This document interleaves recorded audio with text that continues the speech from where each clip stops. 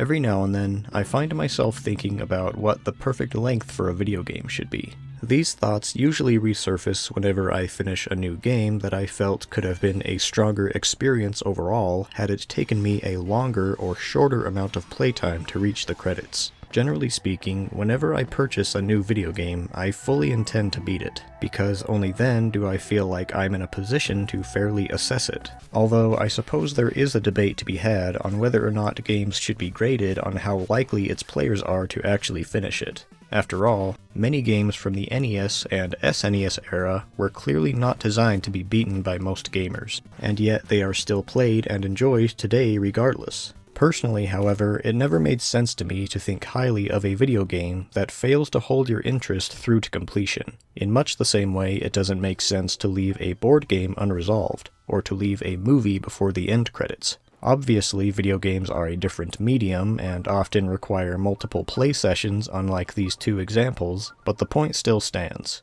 Certainly from a reviewer or critic's standpoint, it doesn't seem fair to judge a game in its entirety without a complete and honest playthrough to back it up. But on the other hand, if a reviewer reaches a point where the game is quite literally unplayable or impossible to beat without absurd luck or skill, then that is valuable information to convey to other potential players. This discussion can easily branch off into the argument of difficulty in games, but for the sake of brevity and staying on topic, let's assume the game is 100% playable and easy enough so that most anyone can finish the game no problem.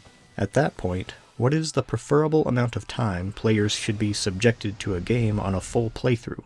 Well, even then, the answer is not so simple, because so much depends on what the game even is, and many don't even have clearly identifiable endings. Fighting, racing, sports, and party games are designed to have multiple matches making up one play session, and there is often no concrete in-game ending to conclude the player's time. This idea of playing to the credits mostly applies to games that are structured around a central campaign, such as platformers, adventure games, and most RPGs. In these cases, I do have opinions on my preferred game length based on individual genres. For example, some of my favorite adventure games sit comfortably around the 10 to 15 hour mark, and about 30 hours for RPGs. But even then, I've had examples that exceed or fall short of those time windows where I left feeling equally satisfied. So with all this to consider, the only logical rule I've been able to devise is that video game length is entirely dependent on the amount of content found within. More content justifies longer games, and less content constitutes shorter ones. Interestingly, I find that most games have the issue of being too long rather than too short, and it's always because they stretch themselves way too thin, likely to appear large and impressive on the outside.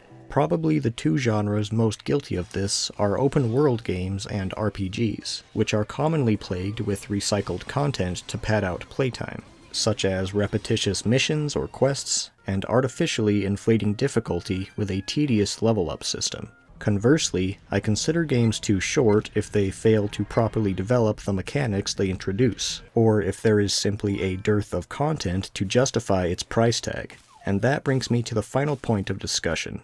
Pricing in relation to video game length seems to have the opposite issue. The price should strive to reflect the amount of content on offer. And in the modern gaming landscape, there's a tendency to overprice small-scale games, at least on consoles. Large-scale games, on the other hand, have been stuck at roughly $60 for a while, when honestly the amount of potential playtime on offer could easily merit something higher, which is why developers have resorted to downloadable content to compensate. It's impossible to pin down a direct ratio of game length to game cost, but I do know that it's not fair to charge a new 100+ hour game the same as a 10-hour long remake of an old Game Boy game. In closing, I think the minimum amount of playtime needed to see everything a game has to offer should be one and the same with the total game length. If it doesn't constantly introduce new and fresh content, then players will likely grow weary of the repetition and eventually lose interest. So the main takeaway here is that video game length directly correlates to the amount of new and interesting content on display. A game can be as long or as short as it wants so long as it respects the time of its players and properly develops its mechanics without spreading them thin. The bottom line is that if I'm playing for recreational purposes, then I'm only willing to play a game until it fails to return my investment, and at that point, I have no shame in leaving it for something else.